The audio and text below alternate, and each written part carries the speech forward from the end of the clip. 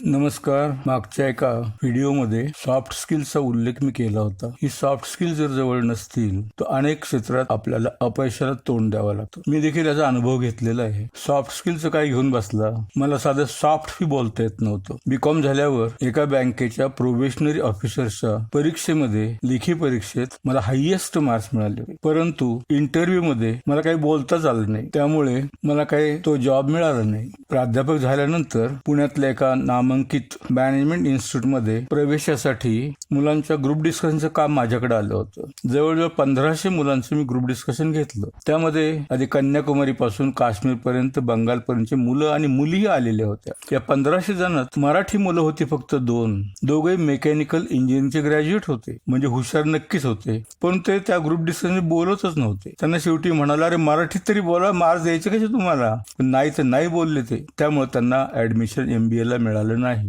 जीवनात आणि नोकरीत यशस्वी होण्यासाठी, आपला प्रभाव निर्माण करण्यासाठी आवश्यक असणारे गुण म्हणजेच सॉफ्ट स्किल्स. एकदा मिळवलेली पदवी किंवा डिप्लोमा आयुष्यभर उपयोगी पडत नाही. आपलं मूल्य वाढवण्यासाठी आपल्याला सतत जागरूक राहावं लागतं. आपलं ज्ञान अद्ययावत ठेवावं लागतं. आजूबाजूला घडणाऱ्या घटनांशी आपल्याला स्वतःला सतत परिचित ठेवावं लागतं. विशिष्ट प्रशिक्षण आणि अद्ययावत पदवी देखील आपले मूल्य अजून वाढवते आणि वाढत्या स्पर्धेशी आपण टिकून राहू शकतो. कॉर्पोरेट हाऊसेस अशा लोकांच्या शोधात असतात की ज्यांच्या जवळ इतरांचे नेतृत्व करण्याची धमक असते, ज्यांच्या त्वरित आणि अचूक निर्णय घेण्याच्या क्षमतेवर डोळे झाकून विश्वास ठेवता येईल. पदवीला खूप मार्क्स मिळवले असले म्हणजे तुम्हाला निवडीमध्ये प्रथम प्राधान्य मिळाले आहे असं मुळीच नाही. निवडले त्याला जाऊ शकते ज्याच्या जवळ चांगली पदवी आहेच, पण सोबत त्याच्याकडे आवश्यक ती सारी कौशल्य आहेत. एकदा मॅनेजरच्या एकुलत्या एका पदासाठी स्पर्धा परीक्षा ग्रुप डिस्कशन नंतर 4 कॅन्डिडेट अंतिम मुलाखतीसाठी निवडले गेले. त्या चौघातील फक्त एकालाच संधी मिळणार होती. त्या चौघांचे लेखी परीक्षेत सारखेच मार्क्स होते. ग्रुप डिस्कशन मध्ये सारखेच गुण मिळाले. मुलाखतीत सर्वांना सगळ्या प्रश्नांची उत्तरे बरोबर दिली, तिथेही सर्वांना सारखेच मार्क्स. आता मात्र मुलाखत घेणारे चक्रावून गेले. निवड तर एकाचीच करायची, पण चौघे समान गुणवत्तेचे. मग आता कुणाला निवडायचे काही लक्षात येईना. त्या इंटरव्ह्यू घेणाऱ्यापैकी एक जण हुशार होता आणि अनुभवी होता. त्यांनी शेवटचा एकच प्रश्न चौघांना विचारला की तुम्हाला या सर्वाशिवाय अजून काय येते? पहिल्या तिघांनी सांगितलं की दुसरं काही नाही, पण चौथा कॅन्डिडेट होता त्याने सांगितलं, हो मला ट्रक चालवता येतो. पोस्ट मॅनेजरची होती, त्याला ट्रकच काय, कार ही चालवावी लागणार नव्हती, उलट ड्रायव्हर सह कार मिळणार होती. पण ट्रक चालवण्याच्या आगळ्या वेगळ्या कौशल्यामुळे त्या तिघांनाही त्याने मागे टाकलं आणि त्याची निवड झाली. अशा प्रकारची अनेक कौशल्य जर तुमच्या जवळ असतील तर तुम्ही अवघड जग जिंकू शकाल. ही सॉफ्ट स्किल्स अनेक आहेत, जशी उत्सुकता, कुतूहल आणि तर्कसंगत विचार करण्याची सवय, क्युरिओसिटी, लॉजिक अँड क्रिएटिव्हिटी, नेतृत्व, लीडरशिप, सहकार्य आणि सहयोग, कोऑपरेशन, कोलॅबोरेशन,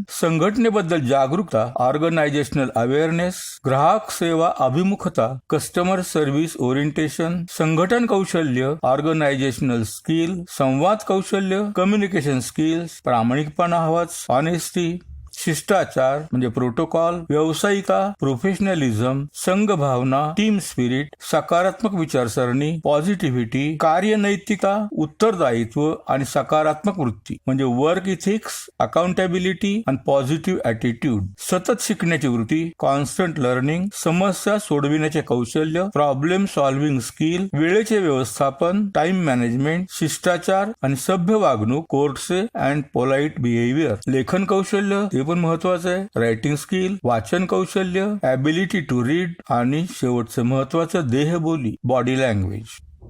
ही सॉफ्ट स्किल्स म्हणजे खरं तर यशाची गुरुकिल्ली आहे. तुमच्या कष्टामुळे तुम्ही मिळवलेले यश या सॉफ्ट स्किलमुळे नक्कीच अजून चमकदार होईल.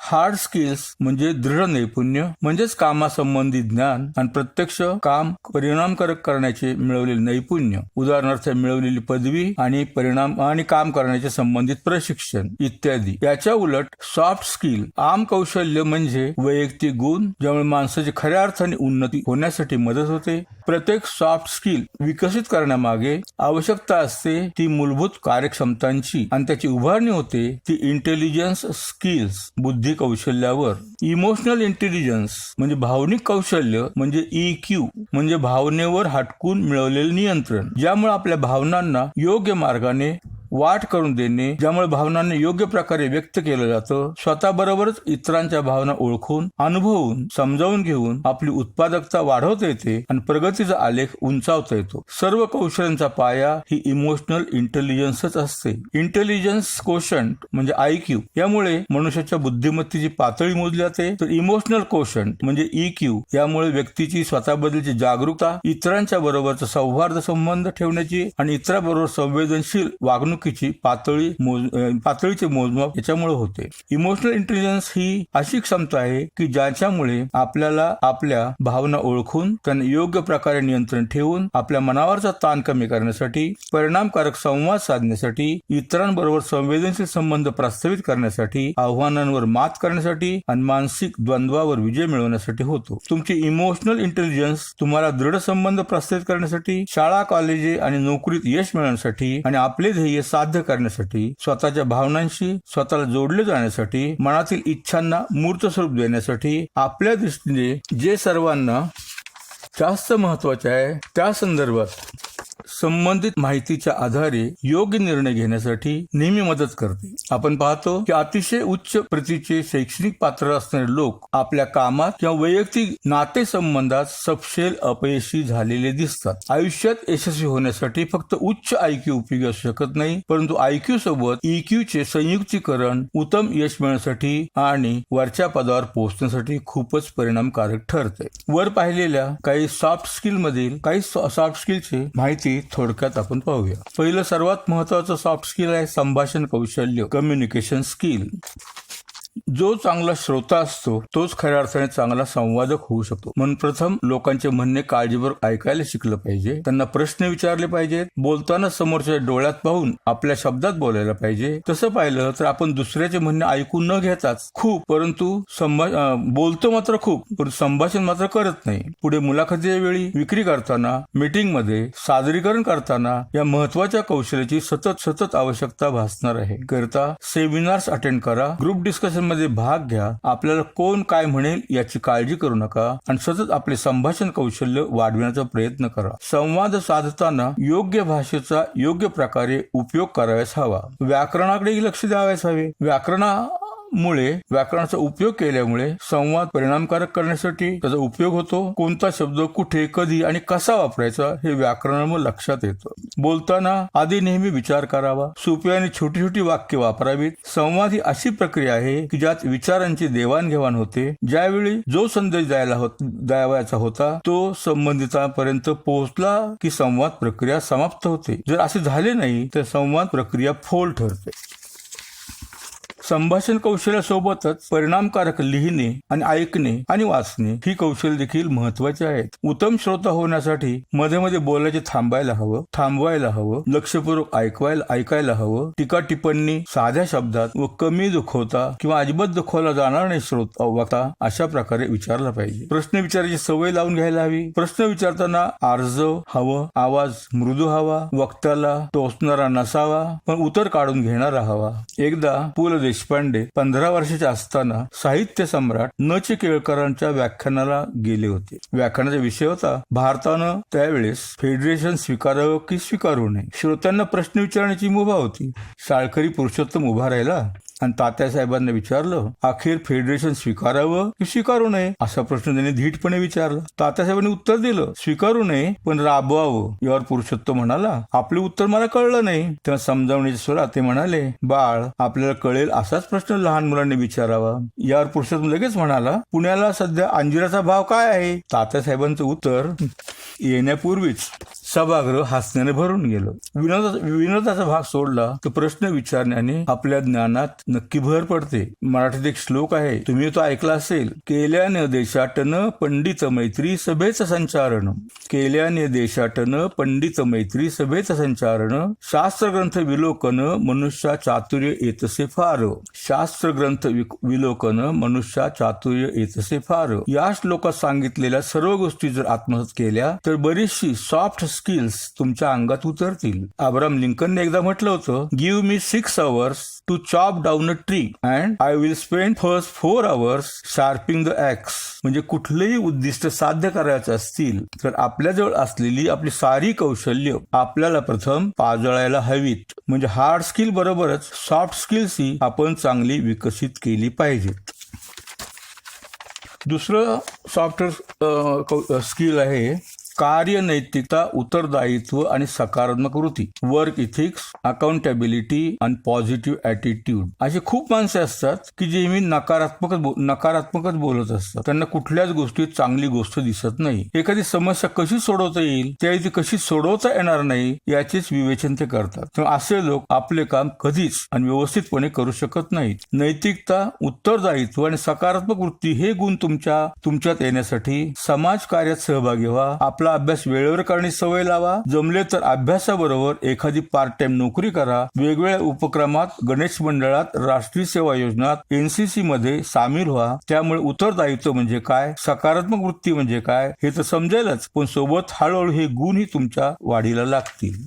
पुढचं सॉफ्ट स्किल आहे सतत शिकण्याची वृत्ती, कॉन्स्टंट लर्निंग. आजच्या स्पर्धेच्या जगात जर टिकून राहायचे असेल तर सतत नवनवीन ज्ञान प्राप्त करायला हवे. त्यामुळे आपण इतरांच्या पुढे राहून आपला आत्मविश्वासही वाढीस लागतो आणि स्वतःच शिकणे सवयही लागते. वेगवेगळ्या विषयात गोडी निर्माण करा. वर्तमानपत्र, त्यातील अग्रलेख, टीव्हीवरील बातम्या, क्विजेस, कौन बनेगा करोडपती, वर्तमान परिस्थितीवर चर्चा इत्यादी प्रोग्राम पाहण्याची सवय लावून घ्या. वाचनाची, सर्व प्रकारचे वाचन करण्याची सवय वाढवा.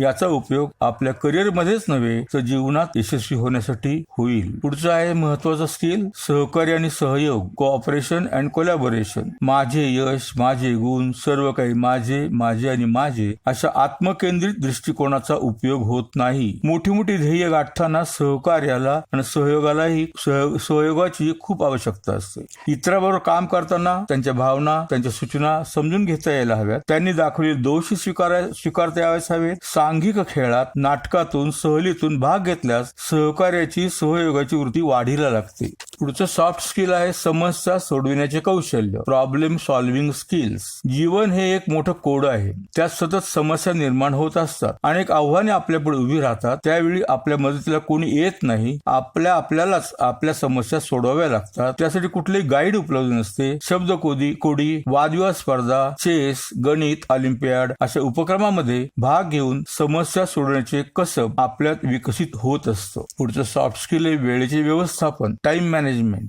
वेळेचे व्यवस्थापन देखील आपल्या तुटपुंज आयुष्यात खूप महत्वाचे ठरते. वेळ थोडा आणि त्यात अनेक गोष्टी साध्य करायच्या असतात. त्यासाठी आपल्या वेळेचे नियोजन योग्य प्रकारे करता यावेच हवे. इंटरनेट, टीव्ही, मित्रमंडळी, खेळ, अभ्यास, आपले छंद यांच्यात समतोल राखता आला तरच तुम्ही करिअरमध्येच केवळ नव्हे तर जीवनात यशस्वी होऊ शकता. त्यासाठी तुमच्या हुशारी बरोबरच लक्ष विचलित करतील अशा गोष्टींना बळी पाडण्याचे टाळा. काय करणे अनावश्यक आहे हे तुम्हाला समजायला हवे. कोणते काम आधी करायला पाहिजे, कोणते काम अत्यंत निकडीचे आहे, कोणते काम आधी केले नाही तर कोणता दुष्परिणाम होईल, कुठल्या परिणामाला तोंड द्यावं लागेल त्याचा विचार करा. त्यामुळे तुम्हाला वेळेचे नियोजन करण्याची सवय लागेल आणि हे जर जमलं तर मग सारं यश तुमचंच असेल. पुढचं महत्वाचं सॉफ्ट स्किल आहे नेतृत्व गुण, लिडरशिप स्किल. नेतृत्व गुण म्हणजे पुढाकार घेण्याचा गुण. ग्रुप डिस्कशनच्या वेळी चर्चा सुरू होण्यासाठी जो प्रथम पुढाकार घेतो त्याला त्याचे बोनस मार्क मिळतात. तुमच्यात कितीही सामर्थ्य असले तरी नेतृत्व गुणाशिवाय तुम्ही इतरांना आपल्या बरोबर काम करण्यास उद्युक्त करू शकत नाही. मोठमोठी बिझनेस हाऊसेस नेतृत्व गुणाच्यावर आहे, गुण ज्यांच्यात आहेत त्यांनाच निवडीत प्राधान्य देताना दिसतात. गटचर्चा, कॉलेजच्या निवडणुका, सांस्कृतिक उपक्रम, मैदानी खेळ, सहली यातील सहभागातून हा नेतृत्व गुण वाढीस लागतो. पुढचं महत्वाचं स्किल आहे शिष्टाचार आणि सभ्य वागणूक, कोर्टसे अँड पोलाइट बिहेवियर. मी असाच वागणार, मी असाच आहे ही धारणा पूर्ण चुकीची आणि आपल्या प्रगतीत अडथळा आणणारी ठरते. चार चौघात, सभामधून, वर्गात आपण सभ्यपणे वागलं पाहिजे. इतरांशी आदरपूर्वक वागलं पाहिजे. त्या ठिकाणचे शिष्टाचार आपण पाळले पाहिजेत. त्याचा तुमच्याबद्दल खूप चांगला आणि होकारार्थी परिणाम झालेला समोरच्याच्या मनावर झालेला दिसेल. त्यांच्या मनात तुमची प्रतिमा उजळेल आणि त्यातूनच तुम्हाला चांगली संधी मिळू शकेल. पुढचं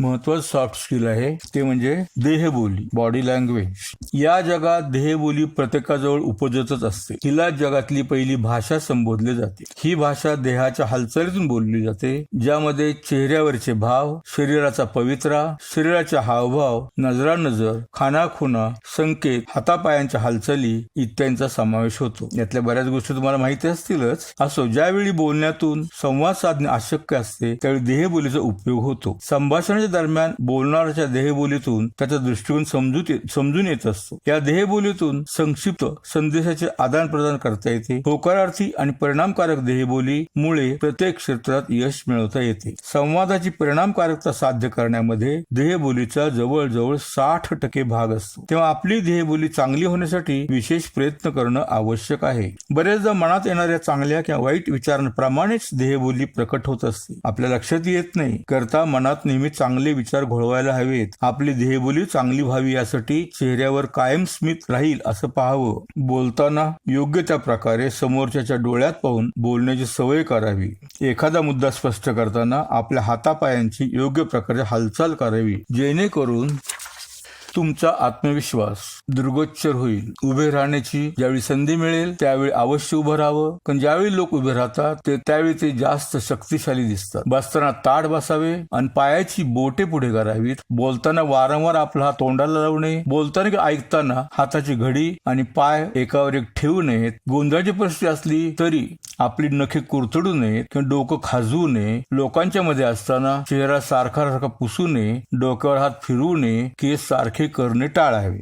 मित्रांनो, थोडक्यात सॉफ्ट स्किल म्हणजे काय, कोणते सॉफ्ट स्किल्स आहेत, कोणती महत्वाचे आहेत, याबद्दल माहिती सांगण्याचा मी प्रयत्न केलेला आहे। आपण आपल्या जवळचे सॉफ्ट स्किल पाजळून येणाऱ्या आव्हानांना तोंड देण्यासाठी तयार व्हा। शेवटी आपणा सर्वांना जीवनात यशस्वी होण्यासाठी शिवाची शक्ती, मीरेची भक्ती, गणेशाची सिद्धी, चाणक्याची बुद्धी, शारदेचं ज्ञान, कर्णाचं दान, रामाची मर्यादा आणि कुबेराची संपदा प्राप्त हो अशी ईश्वर चरणी प्रार्थना करून थांबतो। Thank you very much.